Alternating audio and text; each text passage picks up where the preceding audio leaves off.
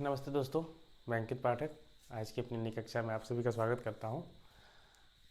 यह कोर्स हम UGC net paper 2 Hindi के लिए प्रिपेयर कर रहे हैं और जिसमें हम दिसंबर 2026 के एग्ज़ाम को टारगेट कर रहे हैं। आज इस कोर्स की कक्षा संख्या 21 है। तो इस कक्षा को शुरू करने से पहले एक बार हम देखते हैं, जब हमने पिछली कक्षा में पढ़ा था, पिछली कक्षा में हमने जो अपनी इकाई 1 का चौथा टॉपिक है, जो कि है हिंदी का भाषिक स्वरूप, वो पढ़ना शुरू किया था। और इसमें हमने देखा था कि जो पूरा हमारा व्याकरण पोर्शन है इस टॉपिक के अंदर आता है। फिर हमने व्याकरण का परिचय देखा था, फिर हिंदी व्याकरण का जो इतिहास है उसको देखना शुरू किया था। उसमें हमने देखा था कि हिंदी व्याकरण की कुछ प्रारंभिक पुस्तकें कौन कौन सी थी, उसमें हमने चर्चा की थी, जिसमें हमने देखा कि पहला जो हमारा पुस्तक है वो हिंदी का ब्रज भाषा में लिखा गया था। ब्रज भाषा व्याकरण की पहली पुस्तक मिर्ज़ा खां ने लिखा था 1658 ईस्वी में। और उसके बाद हमने देखा था अपना खड़ी बोली हिंदी का पहला पुस्तक जिसुआ केटलर का, जो कि 1715 में आया। और फिर हमने ये देखा गिरसन और सुनीति कुमार चटर्जी के अनुसार जो खड़ी बोली हिंदी का पहला व्याकरण था, यानी हिंदी का पहला व्याकरण वो है हिंदुस्तानी ग्रामर 1790 ईस्वी में। यहाँ तक हमने देखा था। फिर हमने देखा था कि अपने हिंदी के पाणिनि कौन है। तो हिंदी के पाणिनि अपने कामता प्रसाद गुरु, उनका जो ग्रंथ का नाम है वो है हिंदी व्याकरण। 1920 ईस्वी में पुस्तक आई और ये पुस्तक आज भी उतनी ही हिंदी साहित्य की अमूल्य निधि है जितनी उस समय थी। इसमें कोई परिवर्तन नहीं आया है। तो अपने हिंदी का पाणिनि हो गए। फिर हमने अपनी चर्चा शुरू की थी हिंदी व्याकरण कुछ अन्य महत्वपूर्ण पुस्तकें, ठीक है, क्योंकि एग्जाम में पूछी गई हैं, काफ़ी बार ऐसे दिया है, कभी मिलान करने के लिए, कभी स्टेटमेंट के रूप में। तो पुस्तकें तो बहुत सारी लिखी गई हैं, लेकिन जो कुछ प्रसिद्ध पुस्तकें हैं उनके बारे में हमने पढ़ना शुरू किया था। जिसमें पहली पुस्तक थी अपनी a dictionary of the Hindustani language John Ferguson की, ठीक है। हिंदुस्तानी ग्रामर जो आपने पढ़ा, a grammar of the Hindustani language John Gilchrist का। हिंदी कवायद लल्लूलाल, भाषा तत्व प्रकाश विश्वेश्वर दत्त शर्मा। यहाँ तक हमने देखा था।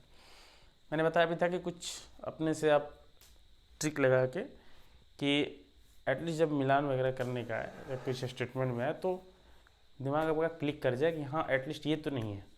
ऑप्शन छांट भी तो सकते हो ना। जैसे मैंने बताया था कि ग्रामर ऑफ द हिंदुस्तानी, तो ग है तो गिलक्राइस्ट, ऐसे आप मैच करना।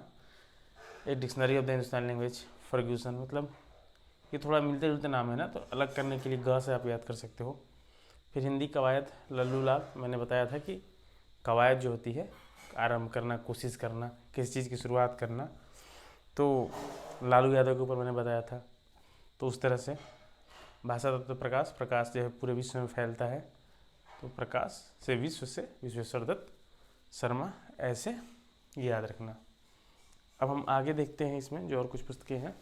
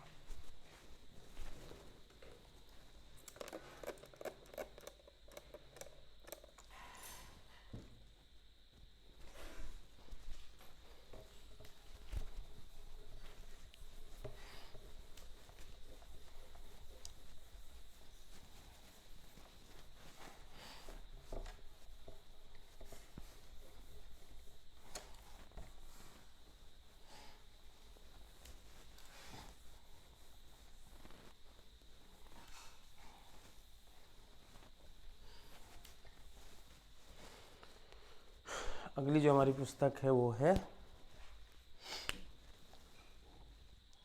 भाषा चंद्रोदय, ठीक है। भाषा चंद्रोदय, इसके लेखक हैं श्रीलाल,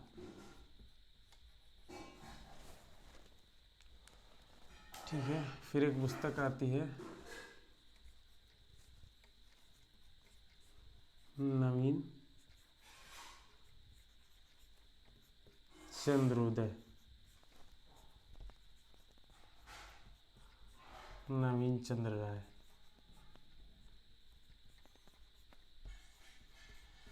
फिर अपनी आती है एक पुस्तक जिस नाम से कांता प्रसाद ने लिखा, हिंदी व्याकरण।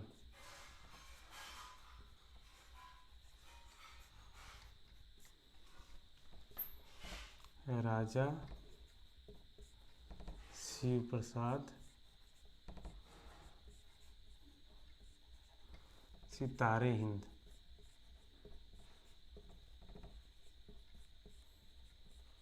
ठीक है, तो सितारे हिंद, हिंद नहीं सितारे हिंद, इनके बारे में जब हम आधुनिक हिंदी पढ़ना शुरू करेंगे तो इनके बारे में पढ़ना है और विस्तार में। तो देखो इनको थोड़ा सा याद करने का, कैसे याद करोगे, कुछ ट्रिक लगाओ। जैसे भाषा चंद्रोदय, चंद्र का उदय, मतलब चंद्र जब उदय हो रहा है चंद्र का, चंद्रमा का, तो उसमें सूरज का क्या होगा, सूरज अस्त हो रहा होगा। तो सूरज अस्त हो रहा है तो सूरज के अस्त का समय क्या होगा, लाल होगा। तो चंद्रोदय मतलब सूरज का अस्त होना, लाल, ऐसे करके। ठीक है, कुछ ऐसे ही ट्रिक लगाना पड़ेगा। नवीन चंद्रोदय, ये तो चलो नाम से ही है, नवीन चंद्रोदय नवीन चंद्र है। हिंदी व्याकरण, इसको याद रख लेना कि हिंदी व्याकरण नाम से 2 लोगों ने पुस्तकें लिखी है। एक तो लिखा है कांता प्रसाद गुरु ने अपना, और दूसरा राजा शिव प्रसाद सितारे हिंद। वैसे भी याद कर सकते हो कि हिंद आ रहा है अंत में ना इनके नाम में, तो ये क्या आएंगे, इनके पुस्तक के नाम कुछ ना कुछ इससे स्टार्टिंग है, ऐसे ध्यान रख लेना। ठीक है, ये होता था ना पहले कि ऐसे उपाधि लिया करते थे। जैसे अपने भारतेंदु हरिश्चंद्र का नाम सुना था ना, तो उनको भारत के इंदु मतलब भारत के चांद है, तो ये इन्होंने कहा हिंद के सितारा हैं। ठीक है, तो इस तरह से ये उनका पहले उपाधि हुआ करता था, लोग प्यार से दे दिया करते थे, कुछ लोग तो खुद से ही उपाधि लगाया करते थे। तो ये पूरा इनका नाम हो गया, राजा शिव प्रसाद सितारे हिंद। उसके बाद एक पुस्तक आती है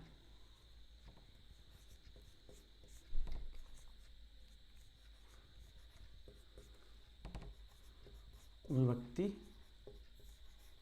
विचार। ये है गोविंद नारायण मिश्र का।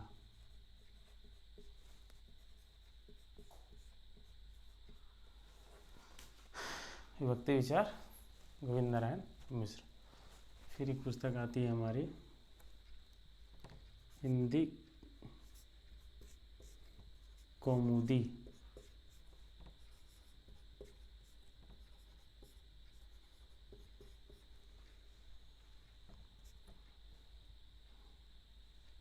अंबिका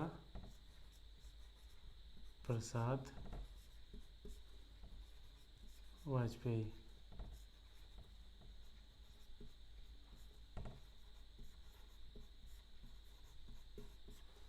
ठीक है, उसके बाद हमारा आता है हिंदी शब्दानुशासन, बहुत इंपॉर्टेंट बुक है।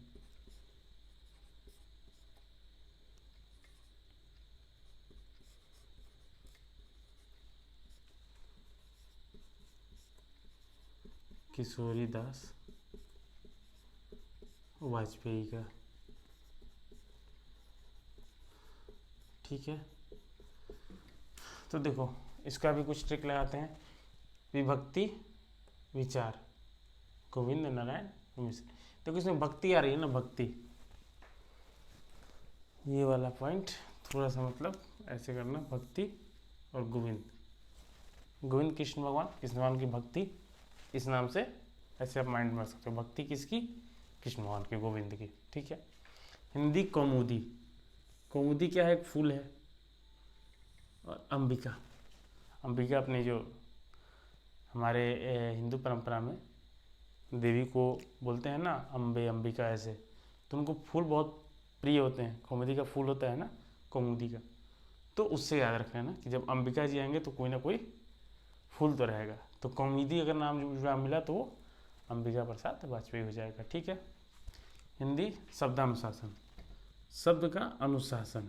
ठीक है, तो किशोरी, किशोरी दास, किशोरी किसको, राधा जी को कहते हैं ना, तो उनका जो दास होगा वो तो होगा ही अनुशासन वाला। किसी भगवान का, किसी देवी का अगर कोई दास है तो अनुशासन में होगा ही ना, ऐसे याद रखना, दास अनुशासन में तो होगा ना। तो तो शब्दानुशासन, जब भी अनुशासन वर्ड है तो उसमें दास वाला वर्ड ऐसे याद रख लेना, सिंधी शब्दानुशासन किशोरीदास वाजपेयी। ठीक है, तो ये हो गया हमारा की पुस्तकें हो गई।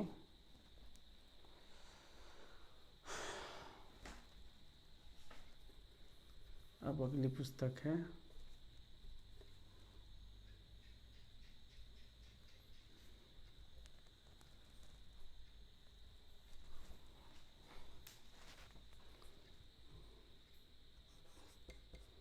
ब्रजभाषा व्याकरण। ठीक है, एक सबसे यूनिक बात क्या है कि फ्रेंच भाषा में लिखी गई थी। ठीक है, फ्रेंच वालों को समझाने के लिए ब्रजभाषा व्याकरण ये लिखा डॉक्टर धीरेन्द्र वर्मा। समझो कितने बड़े विद्वान थे, धीरेन्द्र वर्मा।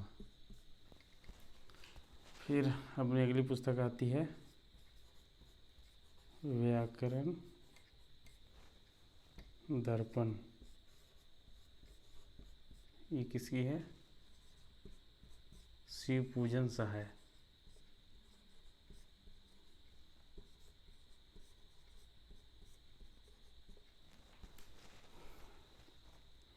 फिर व्यवहारिक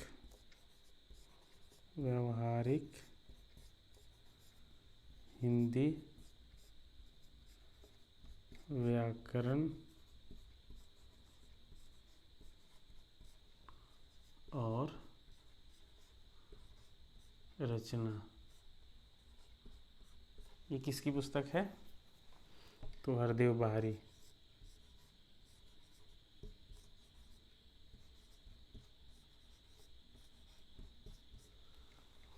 और एक जो शायद हम में से सबने पढ़ी होगी, बहुत ही फेमस किताब है, आधुनिक हिंदी व्याकरण और रचना, डॉक्टर वासुदेव नंदन प्रसाद।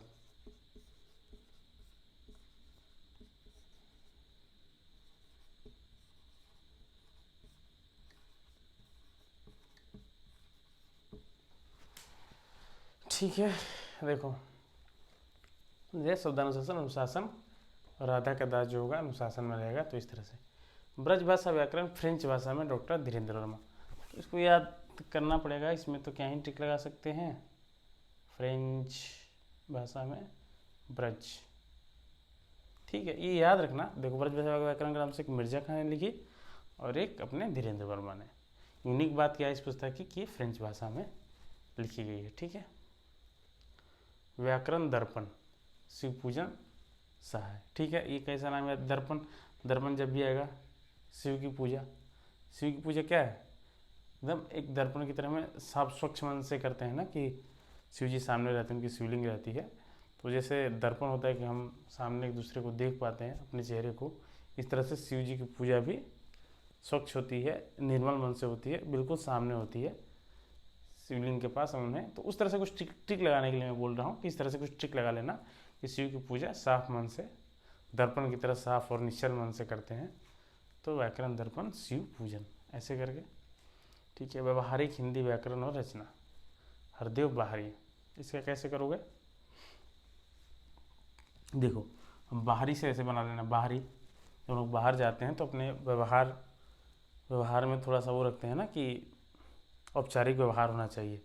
व्यवहार अपना दिखाते हैं, अच्छा व्यवहार दिखाते हैं जब भी हम बाहर जाते हैं। तो जब घर के अंदर रहेंगे तब तो ठीक है, कैसे भी रह लेंगे, लेकिन बाहर जाएंगे तो हमें थोड़ा व्यवहारिक होना पड़ेगा। तो वैसे ट्रिक लगा लेना कि व्यवहारिक हिंदी व्याकरण और रचना हरदेव बाहरी। बाहरी जब भी आएगा तो उसमें व्यवहारिक होगा। ठीक है, और ये पुस्तक आधुनिक हिंदी व्याकरण और रचना, मुझे नहीं लगता इसके लिए कुछ ज़्यादा ट्रिक, क्योंकि इसमें से हम लोगों से मैक्सिमम लोगों ने इसको पढ़ा भी होगा। ये हमारे मतलब माध्यमिक कक्षाओं में ये हिंदी व्याकरण की पुस्तक काफ़ी लोगों के पास हुआ करती थी। तो ये याद रखना, आधुनिक हिंदी व्याकरण और रचना। एक हमारी पुस्तक आती है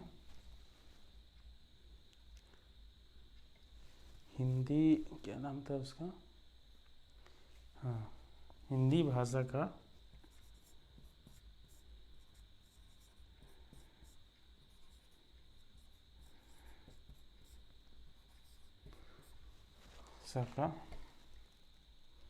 वृहत ऐतिहासिक व्याकरण, ये अपने हजारी प्रसाद द्विवेदी,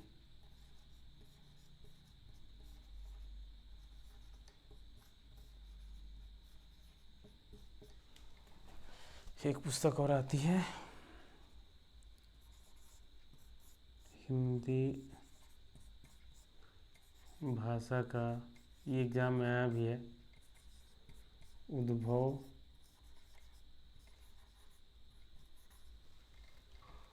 और विकास।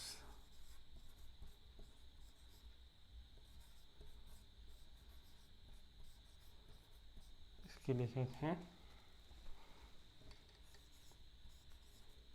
उदय नारायण तिवारी। ठीक है, उसके बाद एक पुस्तक और रह रही है, उसको मैं यहाँ लिख लेता हूँ, आप लिख लेना अलग से। ठीक है, ऐसे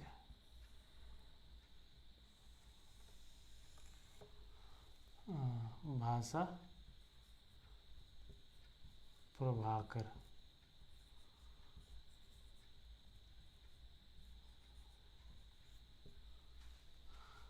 ठाकुर रामचरण सिंह।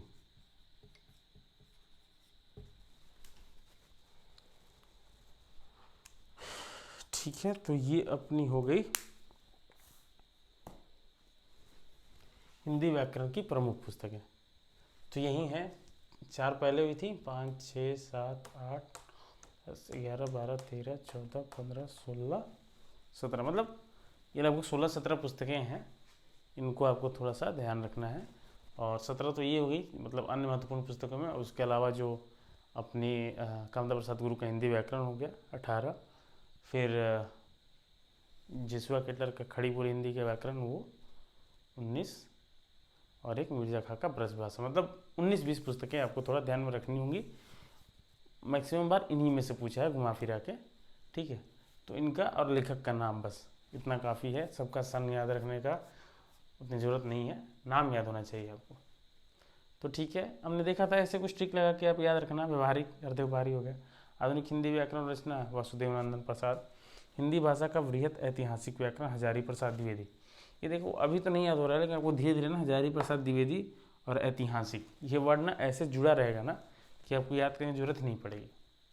जिन्होंने जितने भी इतिहास से और परंपरा से मतलब संबद्ध करके चीज़ें जो भी लिखा है ना, वो ज़्यादा हजारी प्रसाद द्विवेदी ने ही लिखा है। ऐतिहासिकता और परंपराओं पर उनका विशेष बल रहता था। वो हर चीज़ को परंपरा से जोड़ते थे। तो जब भी ऐतिहासिक, परंपरा ऐसा कुछ शब्द है ना, तो उसमें एक बार हजारी प्रसाद द्विवेदी जरूर आ जाएंगे। तो उससे याद रखना।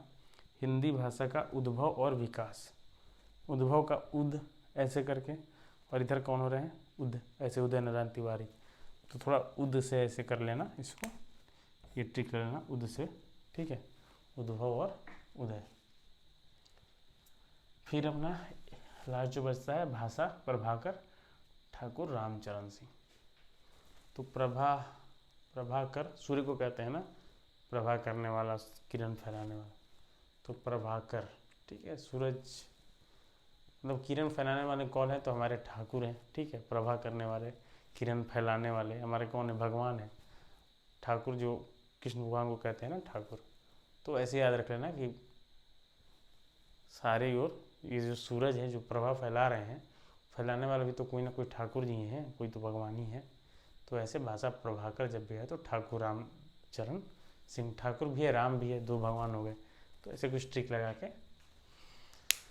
तो ये होगी अपनी पूरी व्याकरण की पुस्तकों की सूची जो महत्वपूर्ण है। ये आपको याद करना है, इतना तो याद करना ही पड़ेगा क्योंकि सूची तो बहुत ज़्यादा लंबी है, उसमें से हमने इतना जो महत्वपूर्ण है उसको निकाला है। तो अब इसमें हम कुछ कम ज़्यादा नहीं कर सकते, इसको याद करना है, इसको याद करना। चलिए तो आज की जो कक्षा है, इस कक्षा के बाद कुछ ऐसे कारण हुए कि मैं शायद 7-8 दिन क्लास ना अपलोड कर पाऊँ कोई भी, मोस्ट प्रोबेबली 30 तक मैं कोशिश करूँगा, 30 को नहीं तो 30 तक मैं शायद कोई कक्षा अपलोड ना कर पाऊँगा। कुछ ऐसे अपरिहार्य कारण हो गए हैं। तो आप लोग तब तक इस टाइम को वेस्ट नहीं करना है, इस टाइम में आप इतनी क्लासेस को फिर से एक बार देख लेना, इनको रिवाइज कर लेना, ठीक है। और अगर इस टाइम पीरियड में एक पुस्तक मैं जो कहूँगा आप तब तक अरेंज कर लेना, वो है अपनी हिंदी साहित्य का जो इतिहास है, जो कि आचार्य रामचंद्र शुक्ल की पुस्तक है, वो मैं ज़रूर कहूँगा कि वो पुस्तक अब आप ले लो। मैं बहुत कम पुस्तकें ही रिकमेंड करूँगा आपको कि कौन कौन सी लेनी है। तो ये पहली पुस्तक है, इसको तो आपको लेना ही है। तो हिंदी साहित्य का इतिहास आचार्य रामचंद्र शुक्ल, जो लेटेस्ट एडिशन हो वो आप ले सकते हो। अगर पहले से है तो और अच्छी बात है, क्योंकि उसकी ज़रूरत हमें पड़ेगी, अभी नहीं लेकिन जैसे ही अपनी दूसरी इकाई शुरू होगी ना, तो उसमें तो ज़रूरत पड़ेगी, फिर आगे भी तीसरी चौथी पढ़ती रहेगी। शुक्ल जी की बुक ऐसी है कि उसको हमें रेफ़र करना ही पड़ेगा बार बार। तो वो एक पुस्तक आप इन दिनों में तब तक कहीं से इकट्ठा, कहीं से अपने पास ज़रूर कर लेना, अपने पास होनी चाहिए। तो चलिए फिर मिलते हैं आपके साथ एक नई कक्षा में। अगर वीडियो अच्छा लगा होगा तो लाइक ज़रूर कीजिएगा और शेयर कीजिए और लोगों के साथ, चैनल को सब्सक्राइब कीजिए। तब तक अपना और अपनों का ख्याल रखिए। धन्यवाद।